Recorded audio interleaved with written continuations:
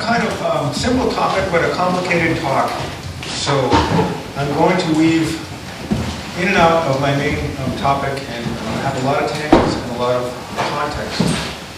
But for helping us out, keeping track, I'm going to start with an overview by defining the four elements of my talk and try to get some clarity that way. The progressive sharecropping thing. Sharecropping has usually been seen as a very negative term, at least for me, demeaning, derogatory. To be a son of a sharecropper is thought of as a very bad situation to start from. And I'd like to come up with a better name, but I think sharecropping as an idea is a good one. And this came to me from getting a lot of phone calls from people who wanted to have a tiny house. And the actually pre-tiny house idea of the little cabin or the shack by the lake or in the mountains or whatever. It's an American dream. Maybe it's a dream all over the place, but to have a little place. And I would get many phone calls, people looking for advice. How could they do this? And it was very sad to explain that, well, you can't really buy an acre or two out in your country. You can get a building lot, it's going to cost a fortune. But to just buy an acre or two off of a farmer is highly unlikely. You could buy 50 or 100 acres, but then of course you're right back in the rat race. So what struck me was so many people have a beautiful piece of land, oftentimes sitting on agricultural land. And the kids grow up and move out, this giant empty house, now the property taxes are high. And what used to be decent agricultural land just gets brush hogged every year.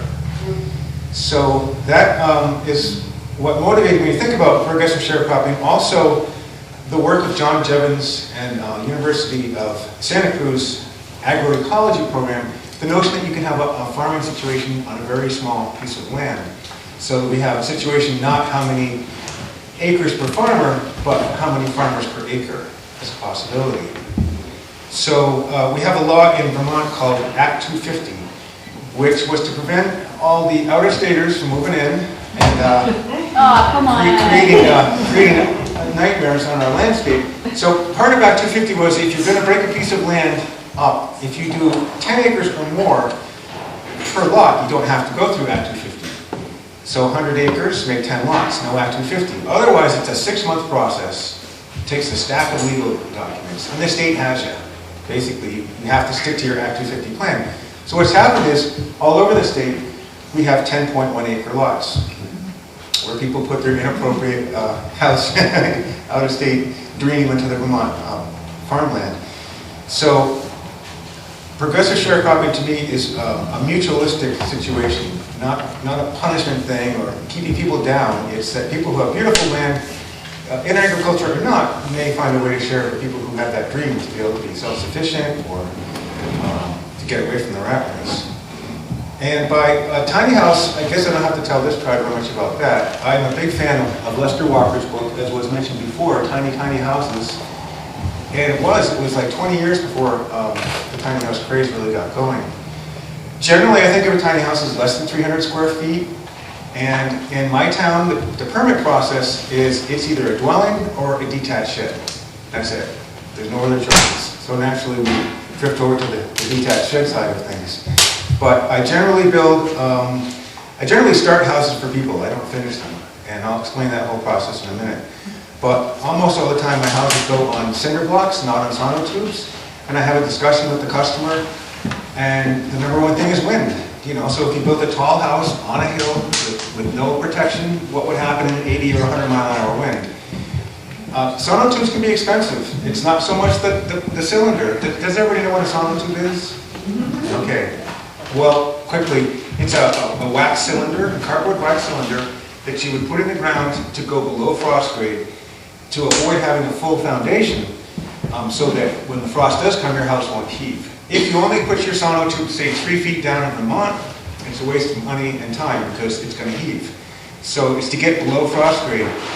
It's not the concrete that's all that expensive. It's not the plastic, the cardboard tube that's very expensive. It's digging the holes. It can take 4 hours to dig one hole. And that's if you're lucky. And forget renting that post hole digger thing. They don't work very well. Well, they'll go down 2 feet. So what I found is you have to dig a giant hole, then jump in with your post hole digger. So the tiny houses I've built, I've been doing some 16 by 20s So that's 320 square feet, cheating a little bit. And I'm generally referring to the footprint. I've mostly done, well, let's see, I've done 8 by 8s, 10 by 10s, 12 by 12s, 12 by 16, a couple 16 by 20s, a couple 12 by 20s. Almost always as a backyard house. Not always, but take advantage, I call it a kind of a fig leaf concept. If there is an existing home on the property that has a mailbox, that has a septic system, it's got a driveway, you're paying taxes, then there's a gigantic gray area in which to put a house in the backyard, a detached shed, so to speak.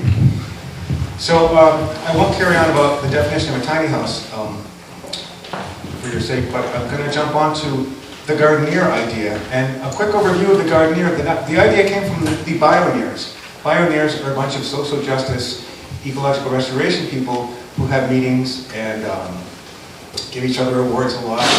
They used to be one area, and now they've done a satellite program out. But I just like that idea. Pioneer comes from engineer. And then I heard about Jay Weldon's idea, a solutioneer. So I'd like to think that all gardeners are solutioneers and pioneers. The gardener concept comes from that story we've all heard 1,000 times. If you give someone a fish, you feed them for the day. If you teach them to fish, feed them for life. So I see a gardener as raising not just food, but raising more gardeners. Teaching how to garden as being the next step after raising food for somebody. The destination CSA idea, again, I would imagine you know what a CSA is, but I'll go over it very quickly. In Japan and Europe, it used to be food guilds. And the idea came to the United States, to Amherst, Mass, Western Mass, back in the 80s. And in essence, it's like a magazine or a newspaper subscription. You pay your farmer in the springtime the upfront fee, and then you receive your vegetables for perhaps 20, maybe 24 weeks during the season. What's been fascinating to me about the CSA is the way it's changed. It's grown and gone into different areas, and I think it can continue to change and grow. And the destination CSA comes from the notion of a destination resort. A destination resort being where you would go to a place and you would stay there for the week because everything is there. The idea is to not need a car. So we have destination resorts at the ocean or in the mountains or whatever the particular interest could be. So I'm imagining, why not have a destination CSA where you're going to be there for the perhaps the entire weekend or maybe even the entire day. So we're talking about a different version of sharecropping. The tiny house being central to having somebody on their land, and this notion of a gardener who's really an educator more than a gardener or a tiny house builder, and finally bringing it together in the notion of a destination CSA. So I'm going to jump into my introduction now and kind of the past, kind of work up to where I am, how I got to be speaking in front of all of you today. We have a wonderful newspaper in Vermont called 7 Days. And it's a weekly. It's fantastic. It practically put the Free Press out of business. Our daily Gannett paper is ridiculous. But we love our 7 Days paper. And every week on page 3 or 4, we have the Stuck in Vermont video, which Ava Solenberg does. And I was her subject in November of 2008, I think. I had a friend who was a housekeeper, and I said to this friend, you know, I don't really like doing carpentry, but I love to teach it. So one of her clients was the co-publisher of 7 Days, and she got back to me and said that they wanted some shelves. Would I help build the shelves? Would I help her new boyfriend learn little carpentry as they built the shelves? So that's how I got to know her and Tim, and he later came out to help me with a few tiny houses. And so a year or two later, when 7 Days was doing their housing issue, they called me up and would I be interested in talking about tiny houses? Well, I didn't think much of it. I just did that little talk. We didn't have a format or anything, and she said, just start talking. And I'm pretty good at talking, so I talked for hours, and it was cut down to 7 minutes. And someone mentioned it had been put on YouTube. And I really didn't know much about YouTube. I'd heard of it, but didn't really know what it was or how it worked. And At the very end of my talk, I said, I'd like to teach people how to build tiny houses. Well, the phone started ringing. And it literally rang at least a call a day for months. And I'm not kidding, from all over the place. So very quickly, somebody from North Carolina said, I want to have, let's do a workshop. And it was in December. So, all right, whatever. So I got the money together to buy enough rough cut lumber to build a 10 by 10. And the town I live in, it's 100 square feet or less. No building permit. So I have 6 of them now. But it was fun, it went well, nobody got hurt, and it was incredibly cold. No hyperbole, it was 0 degrees and snowing. Wow. With green hemlock. Work with hemlock, but it can be super soft and heavy where you put a nail in and you get splashed in the face, or it can be solid with a bend your nail. So then the phone just kept ringing, and the first year I did 11 workshops, 11 houses, then 7, and then 6, and then 5, and now I'm down to 1 this year. But that's okay, because I'm shifting into something different. So I ended up with a model that worked very well, and I tried for a win-win-win to make everybody happy. The customer's happy, I'm happy, the students are happy. So this is my basic scenario. Somebody calls and says, are you the tiny house guy? And I say, oh, that damn movie, whatever. But I say, yeah, you want a tiny house? Okay, so I say what size you want, and I try to talk them into a 12 by 16. They're familiar with the 10 by 10 that's in the movie you've seen, or have not, but I don't consider a 10 by 10 or 8 by 12 very efficient. Not a good use of that much money and that much material. There's exceptions if you're trying to hide from the town, or if there's a perfect spot. So basically, I try to talk my customer into a 12 by 16, which I find to be super efficient. It's not too big, not too small. You can actually sleep 12 in there.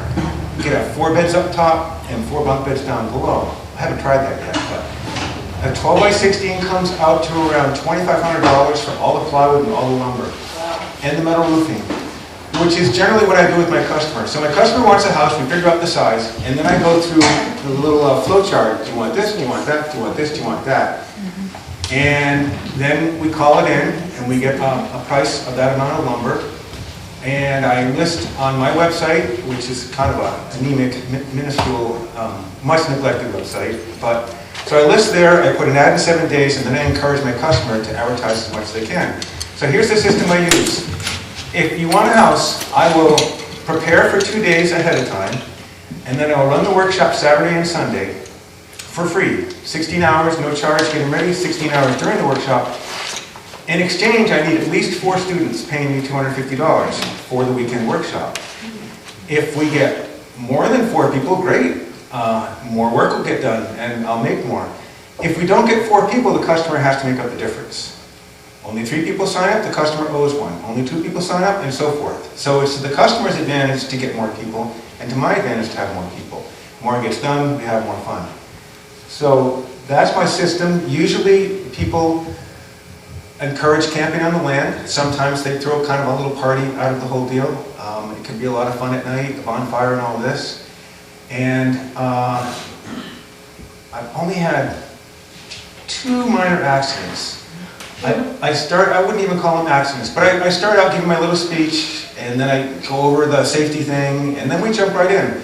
I learned early to build my floor first. I found that building the floors can eat up at least half of the first day. So I generally have the floor finished, framed, insulation in, and say half, maybe none, it depends on the size of the house, but some of the flooring on, so that when the students show up after my little speech, we jump in and we put the floor down. And I have the whole thing front loaded. I have it all prepared to go fast. This was my theory. My theory was if I got everything ready, and if I had a lot of people, and if it was a simple little house, could I build it in just 2 days? Or at least frame it? And so far, yes. So far it's worked out really well. So not only do I have the floor all done, I have every single thing that could possibly be cut. The only exceptions usually are the gable end studs and the gable end top plate, because that's kind of a risk trying to cut that ahead of time. I lay out the plates, the top and bottom of the walls, and I even start the nails. So if it's a 12 by 12 house, we have a 12-foot bottom plate, all laid out where the studs go. And I'll put the nails ahead of time through so they're just coming through, what I call, they're just a little bit sticky. Therefore, when a beginner shows up who's maybe never even hit a nail, they don't have to ask, oh, please, excuse me, sir, what do I put? You know, none of that. Just start clubbing them, which they love. And it's one of the greatest sounds I've ever heard is 6 or 7 people hitting nails all at once. It's hard to describe. It's kind of like, you know, Christmas bells or horses or whatever, but clip, clop, clip, clop, clip, clop. That's one of the high points for me, is hearing that sound of 6 people working on one wall. Generally, we can get all 4 walls up and plywooded within the first day. Wow. And I pre-cut the window assemblies, the header, the jack studs, the sill plate, the king studs, the cripples, and so forth. And I usually regret not building them. I usually say, next time I'm going to build them, because they slow us way down. But the students love it, because they struggle with it, and they don't know what it is or how to do it. So that's what I've really enjoyed, is people who have no experience, you know, halfway through the first day, they're right in there. More 16s, where's the king stud, and so forth. So the plates are all pre-nailed, everything is pre-cut. I even pre-nailed the ridge pole, the part where all the rafters hit at the top. I pre-nailed that, and I pre-nailed the rafters themselves. So where the bird's mouth sits on the top of the wall, that's ready to go. So by the second day, if we're lucky on the first day, all 4 walls have gone up and we've put the loft in. Now I generally try to do the opposite of the tiny house on wheels community. I always push my customer to go up, because I think it's a waste to not. I mean, get as tall a loft as you possibly can. The only reason to not go too tall is I don't want the house to look ungainly. A word I love, but you can end up with an ungainly looking house. So I do what's called a balloon frame. Instead of going up 8 feet and then build a floor and then build little mini walls, I will go with a 12-foot wall. With a 10 by 10 house, I would do a 10-foot wall. A 12-foot by something, I go with a 12-foot wall. And then what we do in effect is hang the floor joists of the loft from the wall. And this allows the owner to decide at the last minute what they want for a ceiling. So I give them 3 choices. Do you want a 7-foot ceiling, 7, 6, or 8? Come on, tell me, we gotta go. So one time somebody wanted to change it back after I put the whole thing. She started crying, but it didn't work. We're at the floor there. So I do the balloon frame thing. I hang that loft floor, and what it does is it can take the place in part of collar ties. You may know or may not know, if you have a roof, the roof is going to spread over years. It's going to sag eventually. And if you want to look at a house and you're driving along and you see an old house, look at the ridge line. That's the way to tell it's a really old house, because old houses are going to sag. So your collar tie, you can use this thing. Your collar ties, here's your house, here's your roof. You want to come 1/3 down. If this is 9 feet, you want to come 1/3 down, and collar ties go across like that, and therefore prevent the roof from spreading out. Also give you a ceiling if you don't want the cathedral ceiling effect.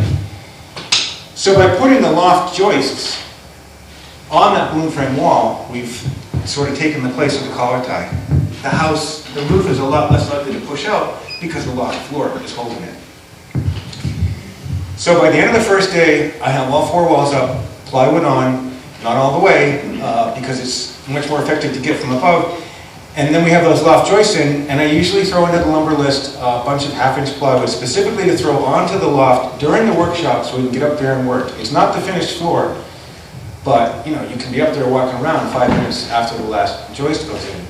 So the second day, we go around, tighten stuff up, and try to get that ridge pole up on holders. I don't know how to do, a lot of this stuff I don't know how to do. I was never trained. I just kind of figure it out. And so the ways I do, I don't know if they're right or not, but they work. So I do my ridge pole holders on each end with a little catcher thing. And then we lay that in there, and for a little while it's a little bit scary because there's not much holding it. But then with everything pre-cut, the rafters go on fast. So my goal has always been by 5 o'clock Sunday night on day 2 of the workshop, all the rafters are on the roof. If it's a great crew, good weather, perfect site, then I can get plywood on too. But The workshop generally does not include roofing because that's where things slow down fast. I mean, fun to put up walls, fun to put up plywood, goes so fast, especially if I'm there with the nail gun too. A lot of times I'll let them start with hand nailing and then I'll come behind and, you know, they like that too. And I let them use the nail gun once in a while. So I've done this now 30 times and I always tell the customer, I don't do roofs, you've got to get a roofer. And they usually don't find a roofer and end up doing the roof. But they pay, because I'm not a roofer. So it's so easy to make mistakes. Sometimes the houses are far away, out of state even. And that's difficult for me because I have a large garden, I have livestock and stuff, so I don't like to be away too far. The 4-day thing, 5-day thing, that's just about enough. So I make myself available after the workshop at an hourly wage to continue to help the customer. The customer I want, my slogan is, if you can't climb a ladder with a mouthful of nails and a sheet of plywood on your back, forget it. Because I've had customers who wanted to do the lawn chair thing. Just sit in the lawn chair and watch the whole operation. So I'm after the person who doesn't have the skills, but really wants to do this, or they've done a few projects or whatever, but I'm trying to push the boat out into the lake. I'm not going to drive the boat for you. You have to finish it. So my experience has mostly been with framing and sheathing, and a few times finishing the house off. So I have a system where I tell my students that they don't have to work. It's okay to watch. I tell everybody to bring a lawn chair or something to sit on because there are times when 7 or 8 people cannot help with what we're doing. So sit and watch, which is okay. Also the lawn chair, if you get in trouble, you get sent to your lawn chair. I have a rigorous safety code. I tell my students that the most dangerous thing on the job site is the other students. And that the two things are falling down or having stuff land on you. So I explain that if you've ever worked in a restaurant, you know what it's like, busy in the kitchen, watch out, hot food, so we have to talk a lot. Coming through, red hot, right behind you. I try to get people to talk that up. And so the 2 accidents I had, little tiny accidents, but I used to say, I've never had an accident, now I can't say that anymore. Somebody left a hammer on top of a ladder, somebody else went and grabbed the ladder, and the hammer fell off and hit somebody on the head. But they said, oh no, it's okay, I'm having such a good time. So that was the first accident. The other one was, just after telling everybody to talk it up more, talk it up, 2 guys are carrying a sheet of plywood into a building and ran right into the back of somebody else who was just standing there. So I said, talk it up, and she got poked in the back with the plywood. But again, no, it's okay. So it's been a tremendous challenge because I have to do 3 things. I have to satisfy the customer, making a half-decent house with all the lumber they bought. And I have to basically teach everything I know, and the #1 job, make sure nobody gets hurt. So I'm on everybody all day, you know, have to have a clean job site, pick up bent nails, talk it up a lot. I've done 5 workshops. I used to call it the screw-up house. I changed it to the Hollywood house. But there was an exposition in Burlington, a Green Expo, and I got the call, because of that movie, would I like to bring my little model in? And in the middle of the phone call, the 2 of us had the same idea. It's like, hey, could you actually frame up a little house in the Sheraton Exposition Hall? So I was like, yeah, let's do it. So I stuffed as many 2x4s in the back of the Subaru as I could and framed up 4 walls and had the little loft. Didn't have room to put rafters on, but it ended up being a lousy expo. I couldn't believe what people were selling and saying in there. So there were not many people, and then it was a bad snowstorm, and it was getting worse and worse. And so it's like 2 o'clock, and I'm like, I'm not staying till 4, I'm out of here. And then I had an idea. I'm like, how long would it take to take this thing down? So I timed myself, and then I went like gangbusters. It was all put together with screws, so I got the whole house down and into the Subaru again, and peeled out of the driveway in less than an hour. So that gave me an idea. I'm like, wow, I could make a workshop out of this. And we use screws instead of nails and call it the screw-up house. First time I had 2 people, we had a blast. The second time I had 12 people. At 125 a pop, that was a good day. So I was able to use that house over and over. Actually like 3 times. And 2 times the remaining house, what was left of it, ended up in my place. So now it's like a permanent monument to the Hollywood house kind of idea. So I've done 5 Hollywood houses, 30 of the other kind. I might be building one this summer. I'm not committed to it yet. I still have a few phone calls out there floating around. But that's how things have been going. I've enjoyed it. It's been great. But it's frustrated me a little bit because it's just housing. And to me, a tiny house goes with so many other alternative, counterculture, whatever elements that I've wished that it could be more than just framing or more than just tiny houses. So that's where I've come up with this, this concept that I'm talking about today. So before I jump into the bulk of my topic, a couple things. I usually do a book report at the beginning of my workshop, and I wonder if I can get this to work. Hold on just a few seconds. I want to use both hands. So let's see, probably go like this. I bet we could hear you. Well, they're taking it. That's fine. Probably go like that. That goes like that. I hear you. So like that. Okay. Where was I? Lost my airplane of thought. Right. These are non-tiny house building.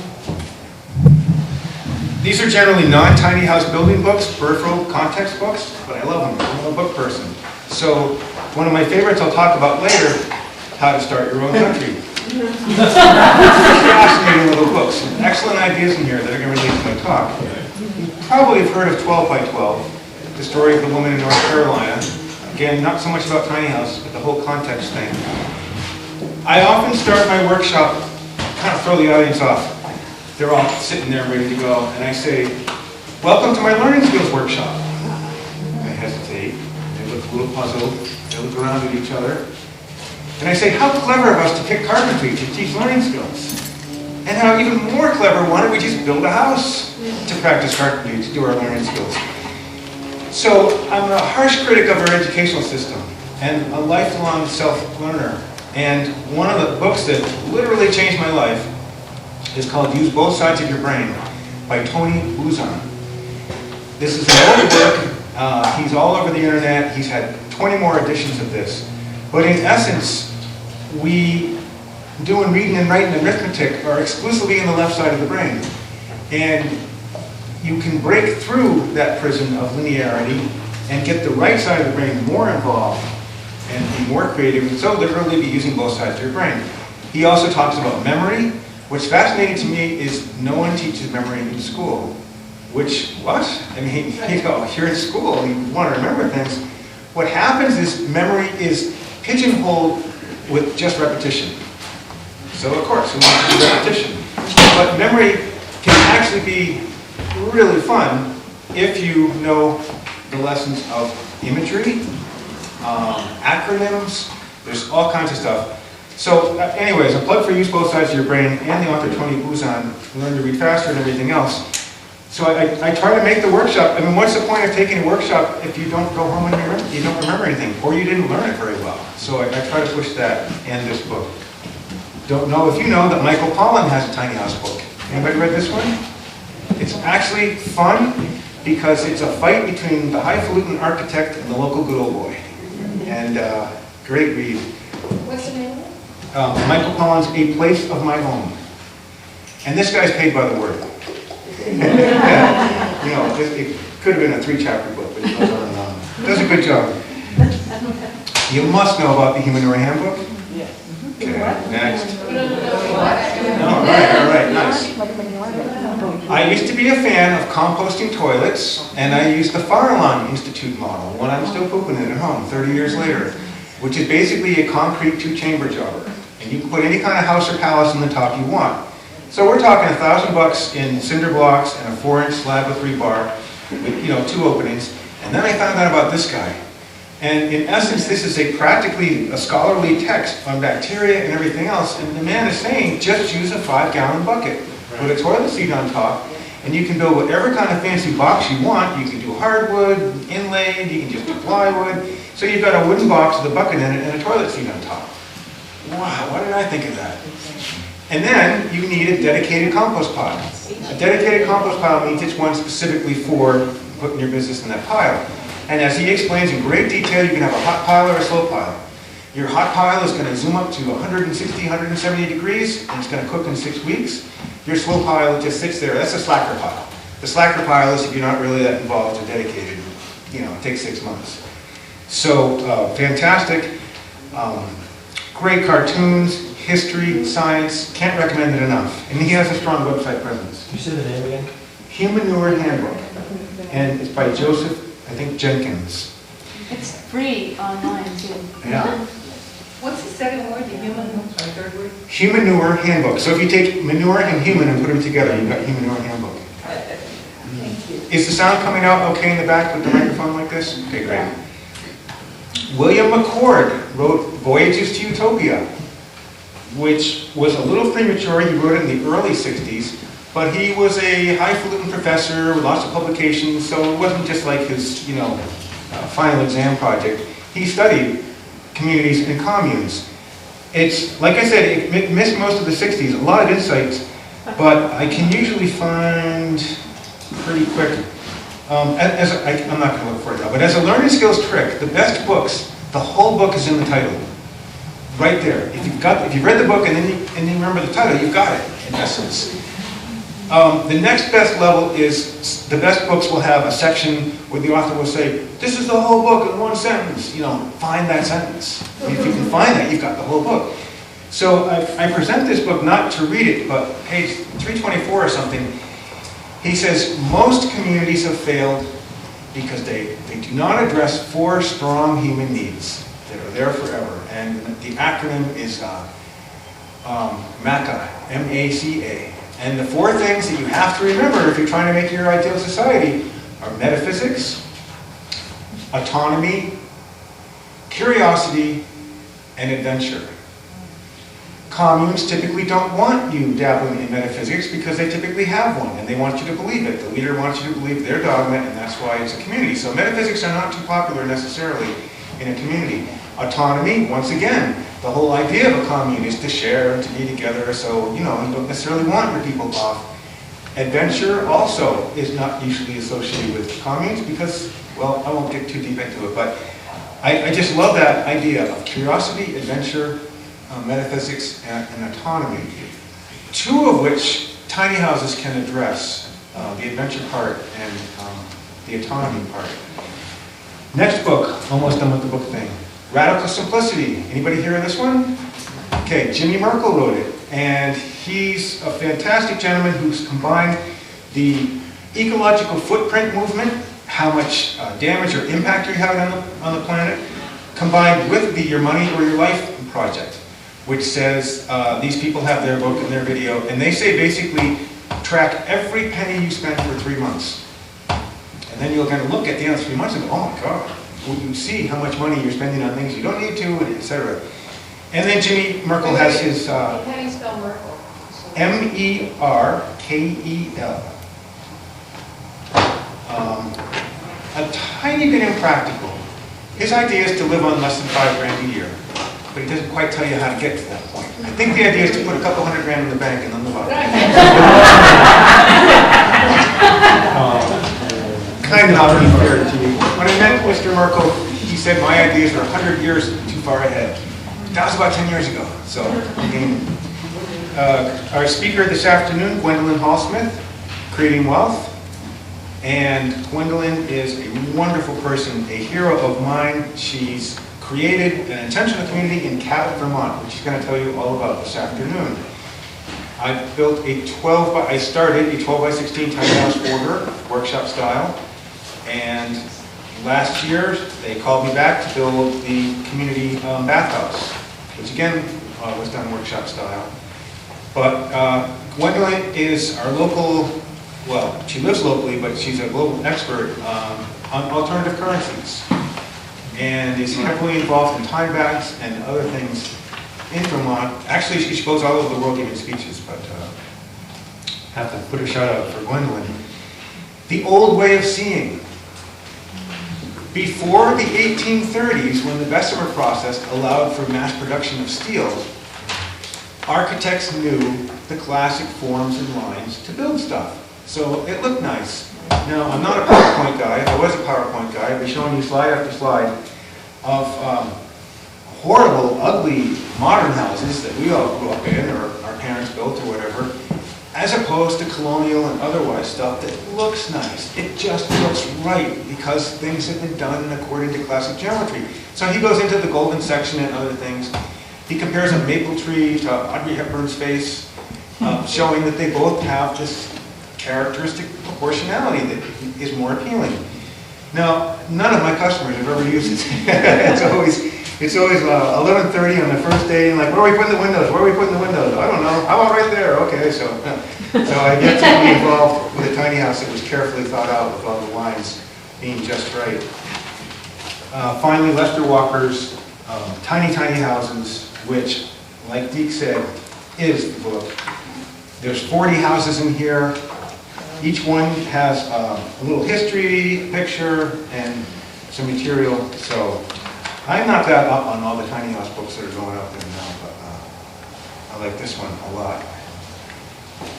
Okay, so I'm going to jump into my motivations for trying to pull off this sharecropper thing. I've got about half a dozen of them here.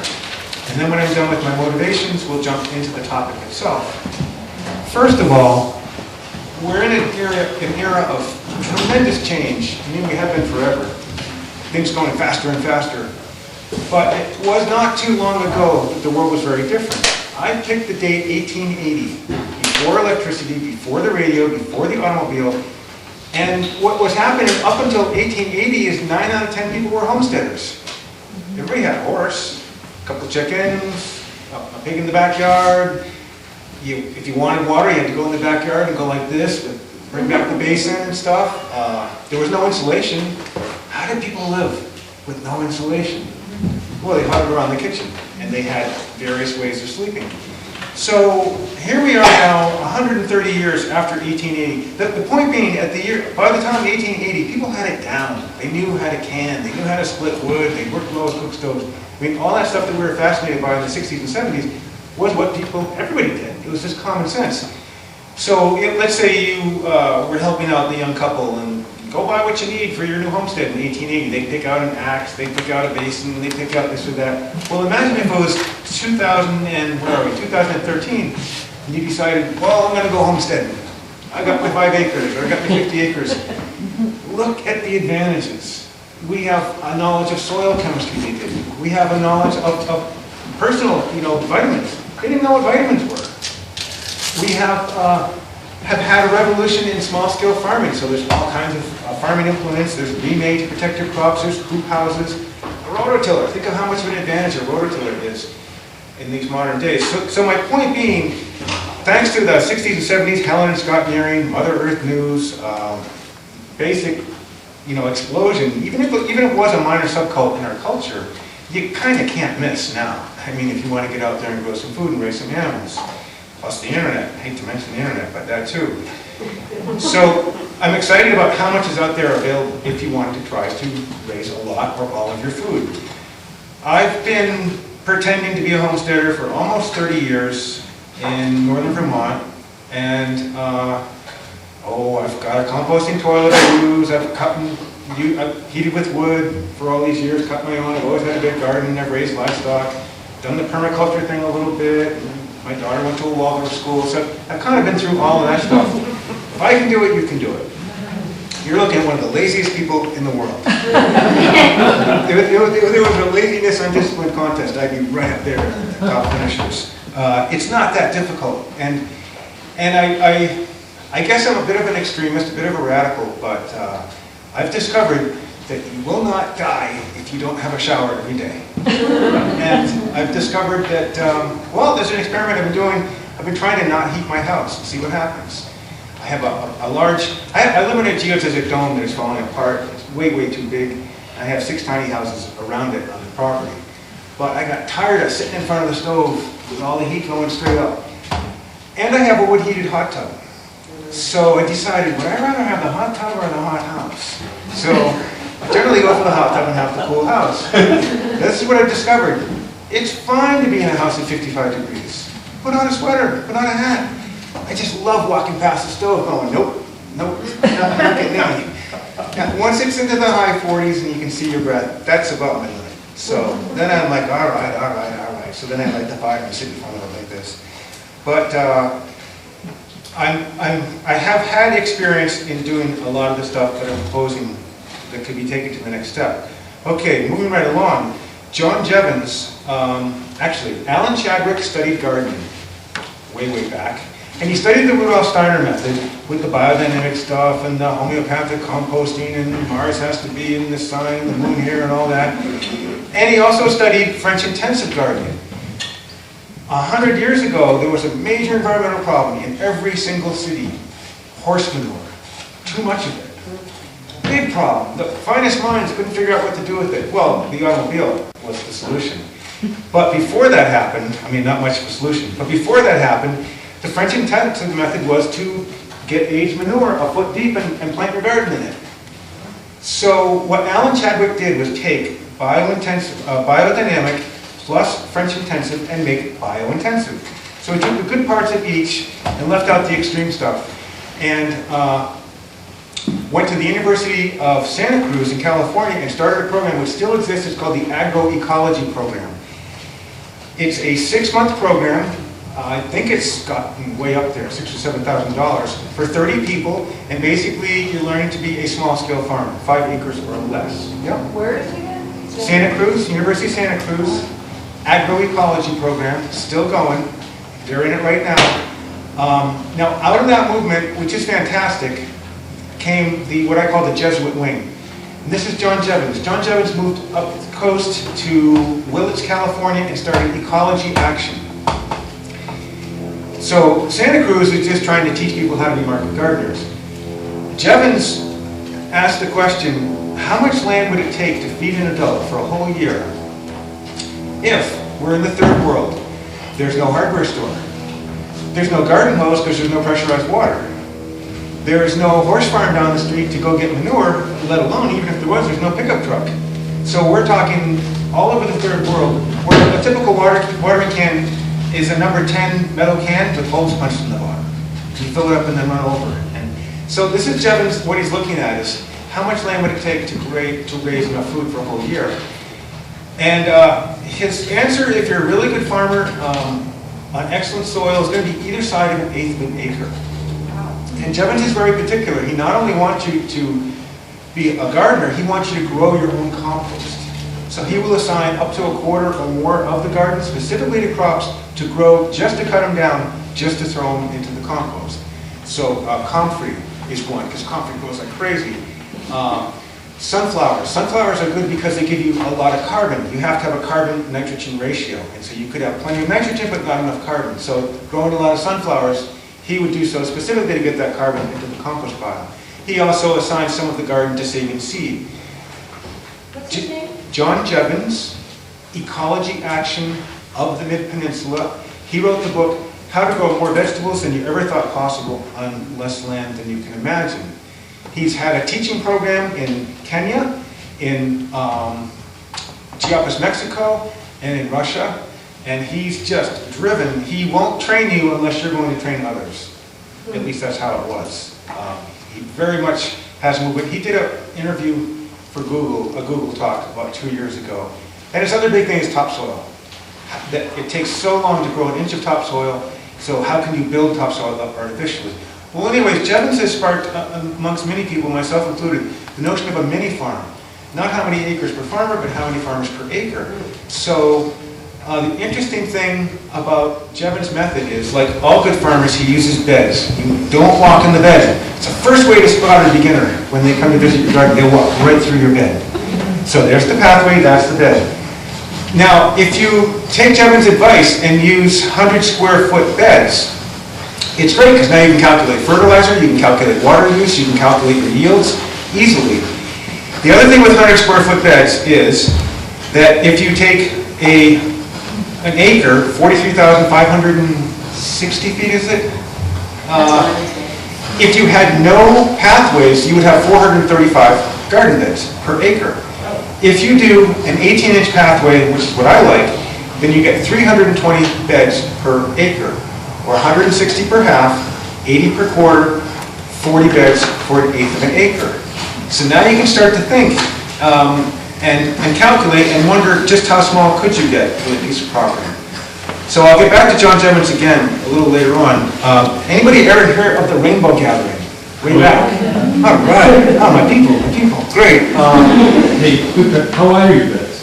5 feet. 5 feet. Which is problematic for some, but, you know, it's not for me. Yeah. The Rainbow Gathering was when a bunch of crazed hippies decided to get a permit for 11 or more people to get a space in the National Forest. Just get a permit from the Forest Service. Well, they got one all right for 10,000 people. And they decided to be clever. They decided to call it a Celebrate the 4th of July gathering. So, you know, how are you going to get down on that? So they basically took over a national forest for a week before and after the 4th of July. And there's a lot of problems with rainbow gatherings. They've actually been wrecked. The new ones, I haven't been to one in years. But in the old days, here's what they did that I learned from. First of all, they're always several miles into the forest. So it's not easy to get there. Local gawkers can't go. You have to walk a couple miles. Everybody going there, they have their backpack, their sleeping bag, their flashlight. They're coming relatively self-sufficiently. And then they have food camps around. But the nice thing is it's full of a lot of colorful people and places to get food and water, and that's it. It's basically a very low infrastructure, very simple situation. And for every 20 people sitting around smoking pot, there'd be one who's actually working. So I noticed this, I'm like, wow, this is a system that works fairly okay, and it's all on volunteer. And I got this idea of 20 people not working, one person working. I thought, what if you just took turns and traded? So there's a lot of lessons that came out of the Rainbow Gathering for me that could go to this sharecropping thing. Do we stop at 12 o'clock? Yikes. Okay. I've been inspired by the big name environmental authors, all who are very, very good at pointing out the problems and coming out with the same book over and over, but generally don't have boots on the ground, shovel-ready solutions. I'm thinking of Lester Brown, the World Watch Institute, who writes the same book every year. I'm thinking of E.O. Wilson, the Harvard biologist, who's passionate about helping the earth, but really doesn't tell you what to do. I'm thinking of Bill McKibben. Poor Bill McKibben. He's tried so hard. He had his organization called 350.org, and it's been announced in the news, totally ignored, that we've passed 400 parts per million or billion. So now he's going to have to make 450.org and try to work with that. Derek Jensen is a radical writer who I admire, but amongst all of these people, he admits it, that he doesn't know what to do. He just keeps yelling about the problem. I have a short quote from here that he put in an article called "Forget Shorter Showers." Would any sane person think that dumpster diving would have stopped Hitler? Or that composting would have ended slavery? Or brought about the 8-hour workday? Or that chopping wood and carrying water would have gotten people out of czarist prisons? Or dancing naked around the fire would have helped put in place the Voting Rights Act of 1957 or the Civil Rights Act of 1964? So I'm looking for something that I can't find out there. Something fast, something powerful, something cheap. I'm also motivated by the notion of a leisure society.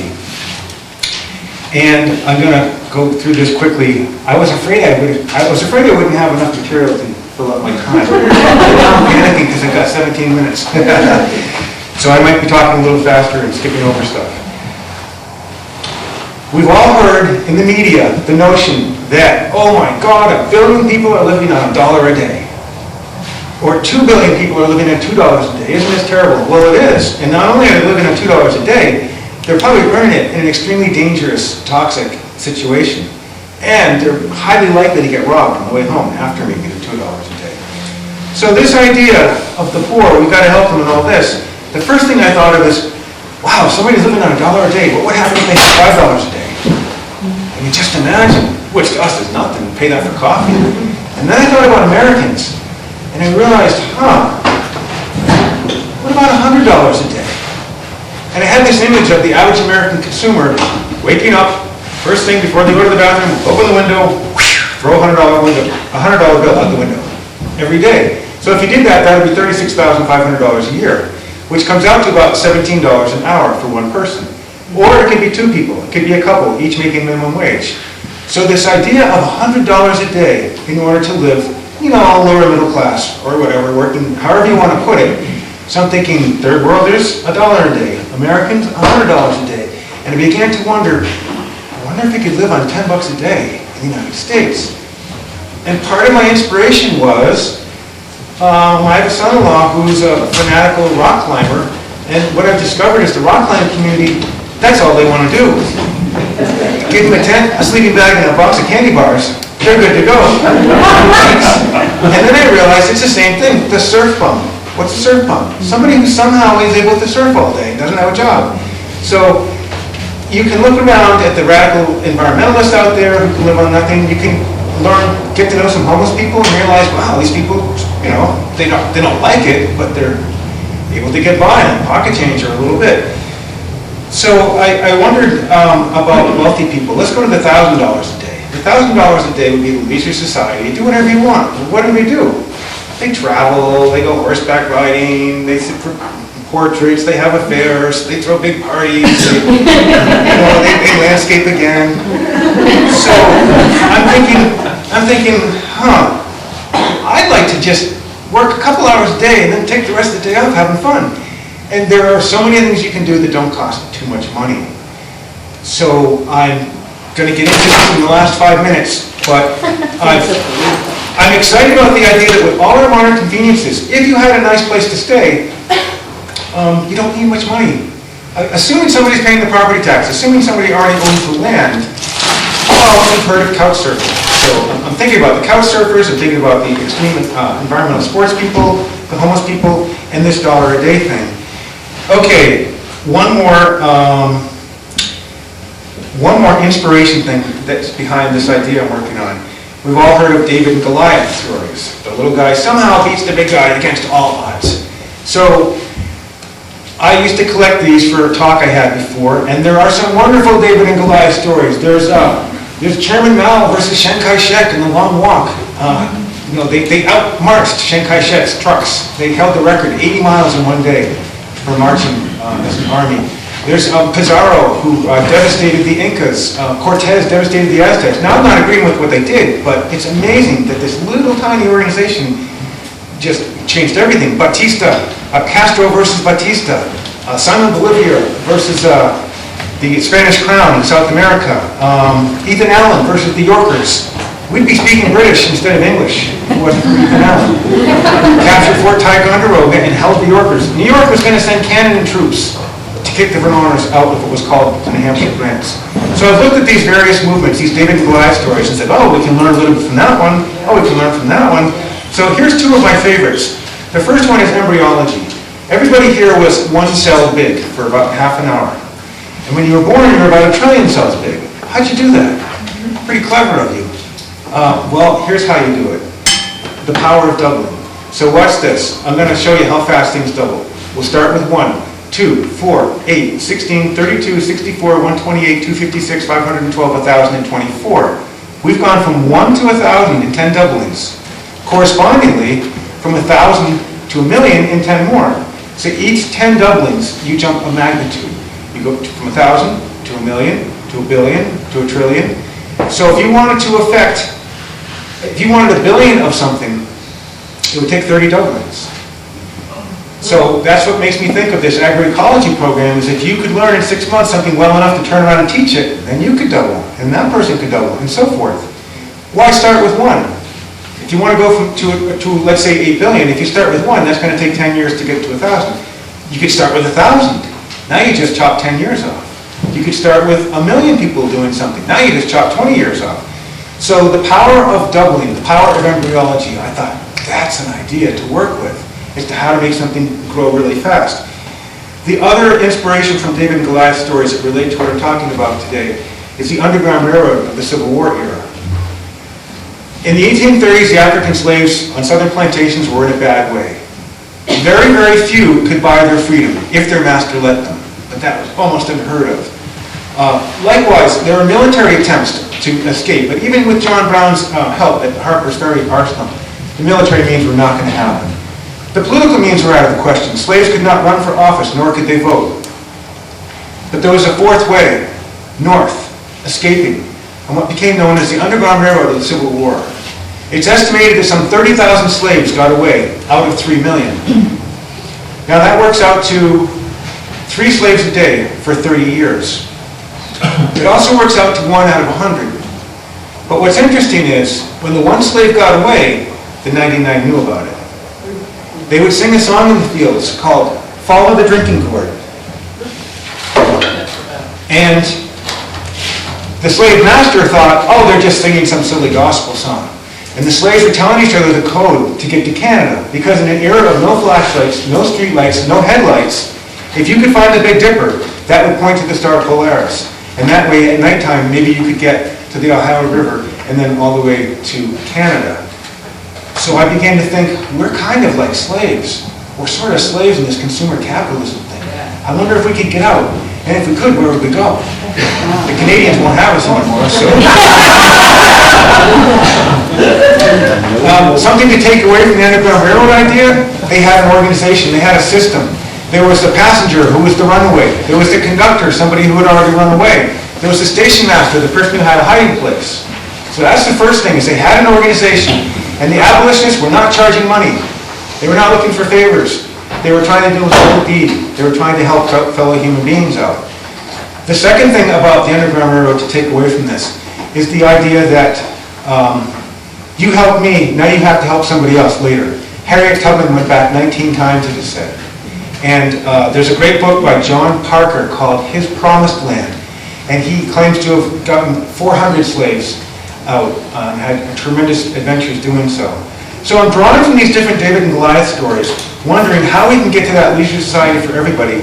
And so this has pushed me towards what I'm going to jump into now, is the share system.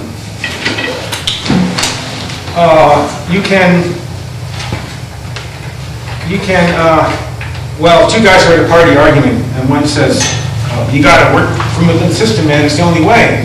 The other guy says, no, we have to tear the system down, it's the only way. To which I would say, what system? And they turn and say, the system. But the idea of it's either this way or that way doesn't quite fit. And in the ecological realm, there's a bunch of types of relationships you can have. So there's parasitism, there's predation, there's something called commensalism, where I help you, but it doesn't do me any good. Like a billionaire drops a $10 bill. He's not even going to bend over to pick it up. But meanwhile, that $10 can keep somebody out of jail. It might be just enough money to pay their fine. That would be commensalism. Amensalism would be the suicide bomber. He's not helping himself or herself and causing trouble also. In the natural world, amensalism, I remember the example was a certain type of tree exuded a sort of poison to keep the other plants around. It's when I hurt you, but it doesn't help me. It's amensalism. When I help you, but it doesn't mean anything to me, is commensalism. Mutualism is one we want to look at, though. So this idea of you're either in the system or out of the system, I'm not so sure about that. Maybe we can do a little bit of both. So with shares, you can share a joke, you can share a dessert, you can share a bed, you can have corporate shares, you can have time shares, you can have a CSA share. So I wouldn't call this culture of ours all that much of a sharing culture. I like the term the apartmentality, which I thought was so clever. Everybody knows what an apartment is, but what's an apartmentality? I saw this article once in the paper that says in our state of Vermont, 600,000 people, there were 300,000 dwelling units. I just about fell off my chair. I said, wait a minute, that's about 2.1 people per dwelling unit. And then I'm thinking, that's 300,000 telephones, that's 300,000 freezers, that's 300,000 sets of golf clubs, that's 300,000 lawnmowers.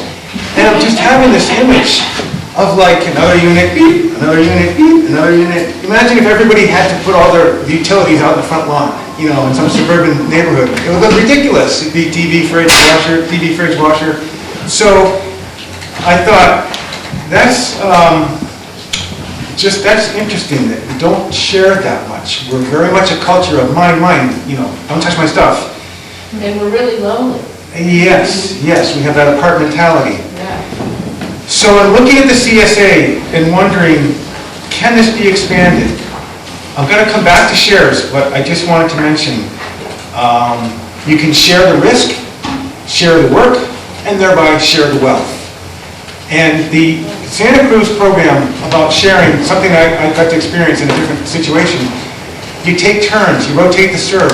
I was at this institution, I was in school at this institution, and there were about 30 of us, and you had to cook for the whole group once a month. So 29 nights, you would walk in and say, oh, what's this? Oh, it's pretty good. Oh, what's this? The 30th night, you have to cook for everybody.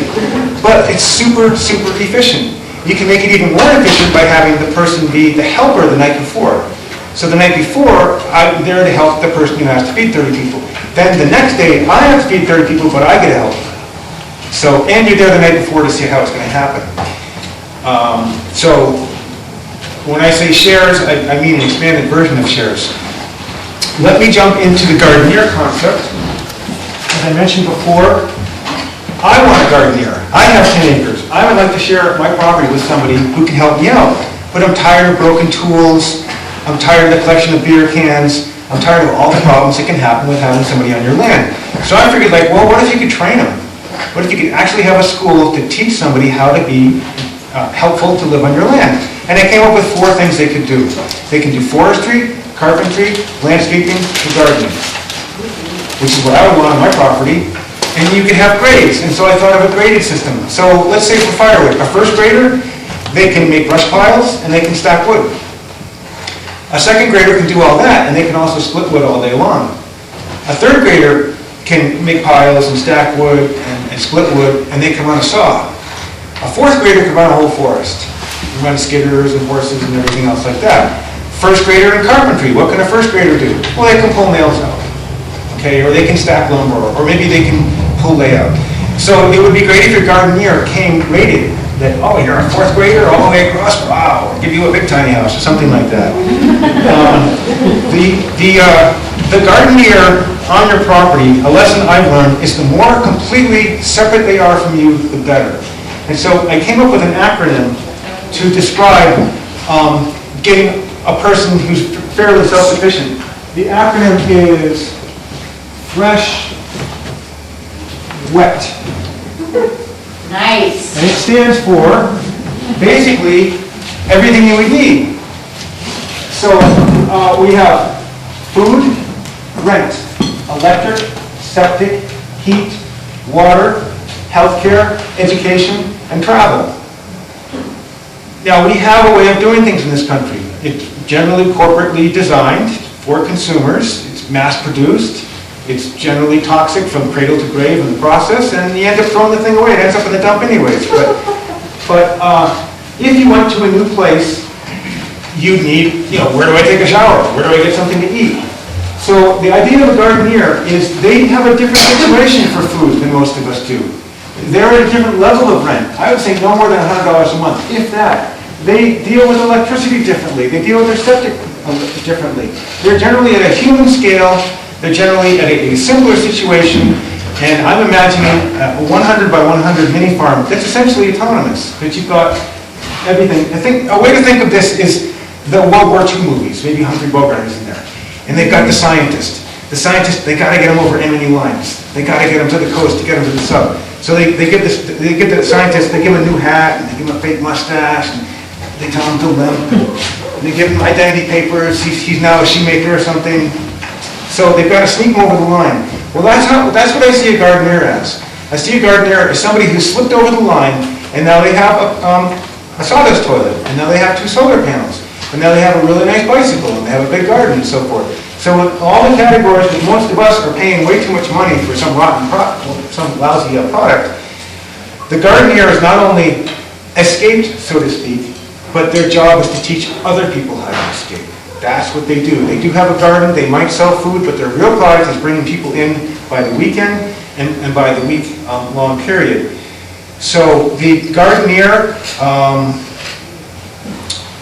think I've covered most of that. Now I'm going to jump into the Destination CSA part of this. I got 3 minutes to go. There was a movement called New Urbanism, which was an attempt in America to replicate the way European cities were designed. In Europe, most of the towns and cities were developed before the railroad, before the automobile. They're human-centered. They work. They're nice. There's a dense little village surrounded by agricultural land. Our cities were born vis-a-vis the railroad and the automobile, and we have the mess that we have. James Howard Kunstler is an architectural critic who was a poster boy in his terms for new urbanism. It just didn't take off. New Seabury, Cape Cod, almost got off. The place in Florida where they filmed the movie, The Truman Show. Generally, the American version of new urbanism is a disaster. It didn't go anywhere. The Americans don't want it. So it didn't happen. I see the Destination CSA as a weekend scale model village that you can try. Bring them in on Friday, get them out on Monday, kind of thing. I think there's a lot of power to a scale model, which doesn't take a huge investment. You shouldn't need to have startup costs of billions and majority approval by millions to be able to try an alternative situation. Intentional communities are wonderful. We all should be living in them. They're so much safer, they're cleaner, could be cleaner, less energy and so forth. But it's like 1 in 10,000 people live in an intentional community. The neighbors don't want it, the town doesn't want it, it takes years and years to get there. So with a Destination CSA weekend situation, you can actually have a 3-day intentional community and try it out at a scale model. Or as I like to say, pour no concrete, pull no permits. You don't need a permit to play Frisbee. You don't need a permit to put in a garden. So the Destination CSA also has an acronym. I'm going to use the acronym of GROW MEETS. And if you don't like the acronyms, come up with a better one. This could be GROW STEAM. I don't know which is better, GROW MEETS or GROW STEAM. In essence, the acronym refers to everything you could do on a piece of property without pouring concrete or getting permits. So we have games like croquet, volleyball, archery. R is for retreat spots. To have a secluded spot, bug-free, rain-free, that you can just sit there for 4 hours all day or 8 hours in the quiet. O is for an outing club situation where your Destination CS people get together to go for bike rides or canoe trips or hiking. W is for water sports. Hot tubs, sauna, swimming, swimming holes, whatever. People love water in the summertime. M is for music. E is for education. A is for arts. T is for trails. And S is for service. Some people like to help other people. That's what they would want to do all weekend. Now, again, none of these ideas take much money. You don't need permission. And there'd be stuff to do on a campus. The big thing with the new urbanism model and the destination resort model is when you're there, you don't need to get in a car. I would say 99% of our habitat in the United States is for the automobile. It's not for us. Most places you can't get insurance unless you can drive there, and the town said, well, we have to be able to get our fire truck there and the ambulance here, whatever. So the one exception is the campus. A school campus, a resort campus, or a Destination CSA campus. So that when you go to get your vegetables every Saturday, you not only get your vegetables, you might learn a little bit about gardening, you might be able to play some games, do some teaching, camp out for the weekend, whatever. So I see the Destination CSA as a possibility to jumpstart 2 real live intentional communities when we're going to really want them or actually have to have them, as the charade of what we're all going through begins to stop or slow down.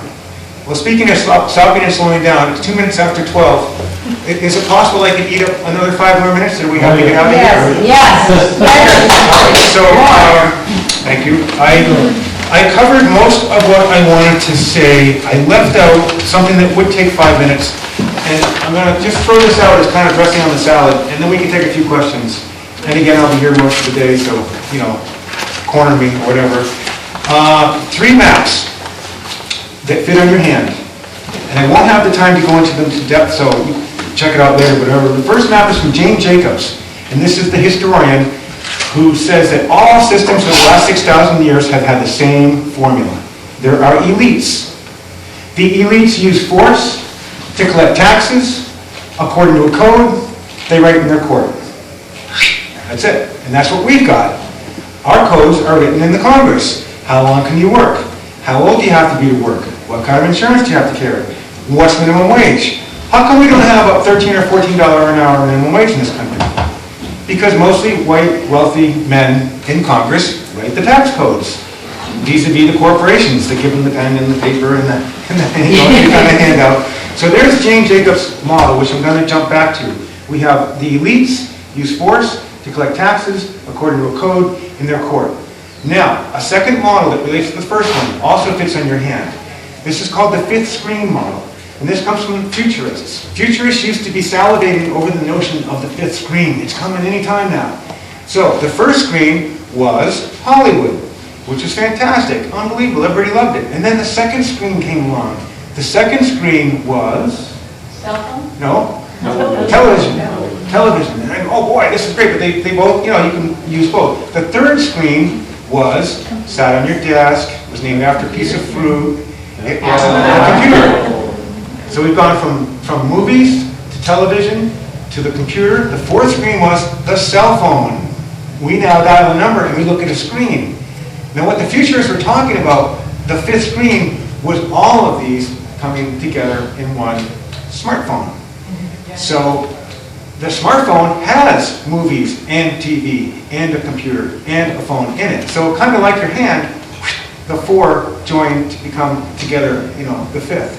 So one more, four in the fifth model, and then I'll tie them together and then take questions. Alvin Toffler is a futurist who became famous writing a book called Future Shock way back in the 60s, and he tried to describe the world we would be in, and he came fairly close. Later he wrote a book called The Third Wave. Wonderful metaphor, very powerful, simple but powerful way to see the world. So, in the beginning, the whole world is hunter-gatherer people everywhere. That's pretty much normal from the Arctic to the Amazon. And they have, many variations. But then something happens, a wave forms at 6 places on the planet. The great hydraulic agricultural societies come in. So we have the Yellow River, the Nile River, the Tigris-Euphrates, the Indus River, Mexican highlands, and the Amazon basin are the 6 places on the planet when a whole new thing started to happen. Agriculture, buildings made out of stone, standing armies, hierarchies and everything. So this wave spreads over almost the whole planet. There's only a few deep in the jungle places that have not had the first wave of agriculture hit them. Then more rocks are thrown into the pond. This time the rocks land in 2 places, southern England and New England. And what happens around 1830 is industrialism, which is the world we have known up to recently. So industrialism spreads across the planet too, although it hasn't hit all the planet. Industrialism has hit maybe 2/3 of the planet, this wave that's spreading across. Now Toffler's book was called The Third Wave. He didn't want to call it the atomic age, or the space age, or the computer age, or the information age. He just called it The Third Wave for his book. The point is, the waves don't get along. Tribal people generally don't fare well against the agricultural people. The country bumpkins generally don't fare well when the plant is built nearby. And in the industrial region, they suffer with this new highfalutin age that's coming around now, Toffler's third wave. So the first wave took 500,000 years, hunter-gatherer. The next wave took 6,000 years, agricultural city-state, back to Babylon and Sumer. The second wave, we're going to peg at 1830, just when the railroads came along, the mass production of steel, the steam engine comes online. And I've given this talk, variations of it, for years. And I used to explain that the third wave could have been 1903 with the radio and the airplane. And then I said, no, maybe it was 1945 with the A-bomb. And then I thought, no, maybe it was 1973. That's when genetic engineering first happened, and that's when the first microchip, the first silicon wafer started to happen. But what I've realized, just in the past few years, is this is the third wave. You can pull out your smartphone and basically have the entire world right in your hand. We've hit Toffler's third wave. So I'll give you a way to remember these, and then I'm going to wrap it up. The first people were fascinated with the fire, the campfire. The second people were fascinated with the flag, the castle flag. The next people were fascinated with the factory, factory town, factory whistle. And we're fascinated with the phone. So we've gone from fire to flag to factory to phone. Now, remember that fifth screen thing? The fifth screen brought all of them together? I see the intentional community of the future, of this coming generation, being just like that smartphone, in which all the functions can fit on one destination campus. And as where I live, I actually did start my own country based on this book. I call my country Sloganistan. And in the Republic of Sloganistan, we have an expression. And the expression is, work 2 to 3 days a week, spend $200 to $300 a month for a room, 2 meals a day, and access to hot water on an exquisite campus. So that's what I see happening, is a world in which you work 2 days a week and take 5 days off. You don't even need a car, and most of the things you would want, could imagine, are within walking distance of your tiny house that originally started on somebody else's land when you were a runaway from consumerism. And so I think at that point I will wrap up this idea of progressive sharecropping with tiny houses, the gardeneer concept, and the destination CSA. You've been a very patient audience. Thank you very much.